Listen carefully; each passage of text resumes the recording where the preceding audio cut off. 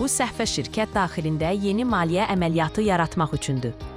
Burada əlavə borcları və onların ödənişlərini qeyd edə bilərsiniz. Status bölməsində borcun növünü seçirsiniz. Şirkətə borc və ya şirkətdən borc. Yəni, ya siz şirkətə borclusunuz, ya da şirkət sizə borcludur. Valyuta bölməsində əməliyyatın aparıldığı valyutanı seçirsiniz. Ödəniş növü sahəsində isə ödənişin növünü, nağd, bank köçürməsi və ya kart ödənişi kimi müəyyən edirsiniz. Ödənilən məbləğ hissəsində ödədiyiniz məbləği daxil edin və tarix bölməsindən əməliyyatın tarixini seçin. Əgər əlavə məlumat vermək istəyirsinizsə, qeyd hissəsinə yaza bilərsiniz.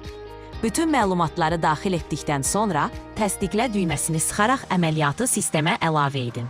Daha sonra borc ödə bölməsinə keçib həmin borcun ödənişini də əlavə edə bilərsiniz. Beləliklə, şirkət daxilində olan bütün maliyyə vəziyyətinizi rahatlıqla izləyə biləcəksiniz.